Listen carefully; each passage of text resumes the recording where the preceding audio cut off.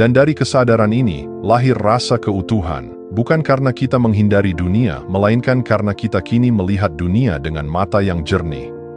Tidak lagi mengejar kebahagiaan di luar, tidak lagi berlindung dari penderitaan dengan mengabaikan. Kita hadir, penuh, dengan cinta dan keterbukaan. Keutuhan ini bukan konsep, ia adalah vibrasi batin, getaran lembut yang meresap ke dalam tindakan sehari-hari, dalam cara kita berbicara, mendengarkan, memberi, dan menerima. Tidak perlu menjadi orang baru, justru dengan menjadi sepenuhnya hadir sebagai diri sendiri, kita menjadi pintu bagi sesuatu yang melampaui diri, kehadiran universal yang berbicara dalam diam.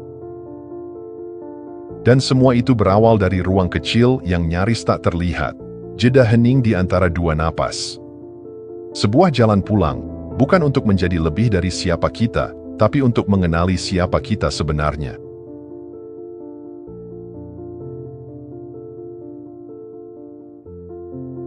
Kadang kita berpikir bahwa untuk mengalami sesuatu yang sakral, kita harus melakukan perjalanan jauh, mempelajari banyak hal, atau melalui proses panjang yang rumit. Tapi keajaiban sesungguhnya sering tersembunyi dalam hal-hal yang paling sederhana, seperti duduk diam dan menyadari napas. Latihan ini tidak meminta kita untuk mengubah napas, memperpanjangnya, atau menghitungnya. Ia hanya mengajak kita untuk hadir, tarik napas, hembuskan, dan kemudian diam. Di sana, di celah sunyi setelah tarikan, dan sebelum hembusan, setelah hembusan dan sebelum tarikan, ada keheningan yang tak dibuat-buat. Tidak menuntut apa-apa, tidak menampilkan apa-apa, hanya ada. Dalam ajaran mistik tertentu, keheningan itu sendiri adalah manifestasi dari Shiva, bukan sebagai sosok, tapi sebagai prinsip kesadaran tenang yang menyelimuti dan melampaui segalanya. Ia bukan kekuatan yang harus dicapai, melainkan kesadaran yang senantiasa hadir, menunggu untuk dikenali. Saat kita menyentuh jeda ini, tidak ada efek dramatis yang harus ditunggu, tidak perlu merasa spiritual. Yang kita butuhkan hanyalah kejujuran untuk benar-benar hadir. Dan dari sana, transformasi dimulai, bukan sebagai ledakan, tapi sebagai pergeseran halus yang memperdalam cara kita melihat hidup. Ini bukan teknik yang memisahkan kita dari dunia, tapi justru mengakar kita lebih dalam ke dalam kehidupan.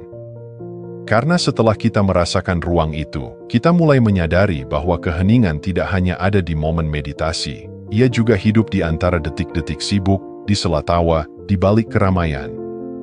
Dan saat kita mengenal keheningan itu, kita tidak lagi terbawa arus dunia, kita menjadi pusat dari kedamaian itu sendiri.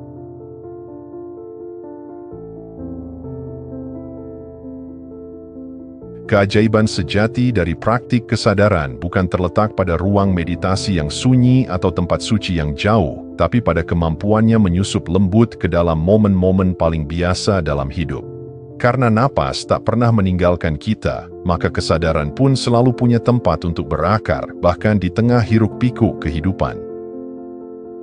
Bayangkan, jeda sejenak sebelum menjawab pesan yang emosional.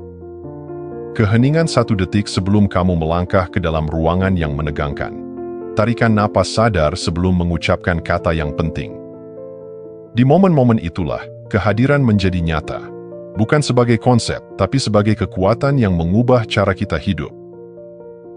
Saat kamu duduk di kendaraan, berdiri dalam antrean, mencuci piring, atau menatap langit sore, semua bisa menjadi pintu masuk ke kesadaran. Perhatikan napas.